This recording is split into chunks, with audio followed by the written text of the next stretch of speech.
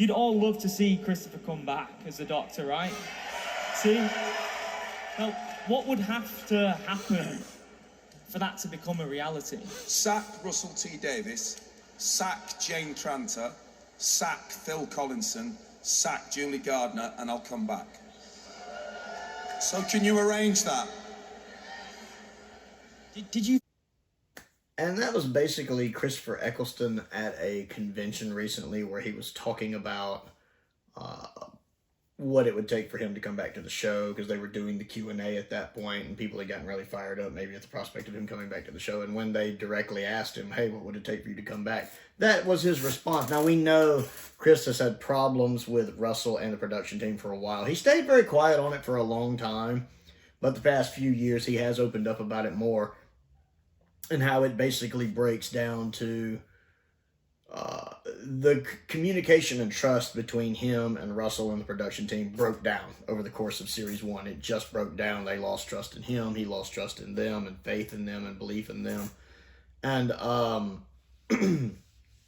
lot of things were happening apparently on the production that shouldn't have been happening, that he didn't like, and that everyone should have been aware of, and changes weren't made to that. He's been a lot more open about it, and how he was basically blacklisted from working for the BBC.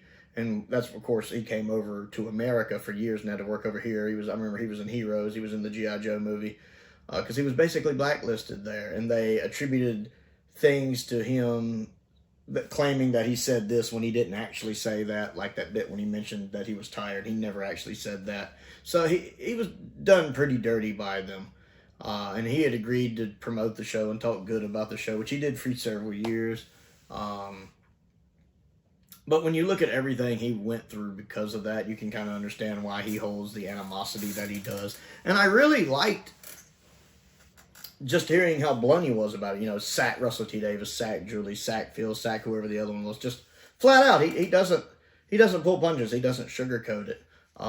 He just was right there, bluntly honest about it. And I like that. I like seeing people who are in the spotlight, the limelight, being bluntly honest on their opinion of things. A lot of people wouldn't do that. Even if they had a problem, they would either not talk about it, or else they would talk about it in a really nice, polite, sugar-coaty way, like celebrities do with other celebrities. You know, they don't really speak their mind about that kind of stuff. And I like the fact that Christopher doesn't play the game. He doesn't play the nonsense and the BS. He has a legitimate grievance, and he has no qualms telling people about it.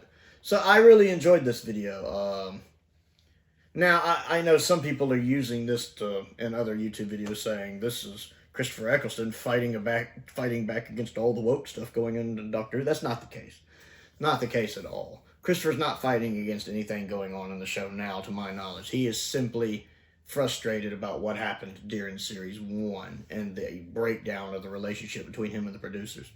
He still has a grudge on that. He's said before how his relationship with the BBC still has not fully healed. So, some people, I think, are using the narrative incorrectly in YouTube videos.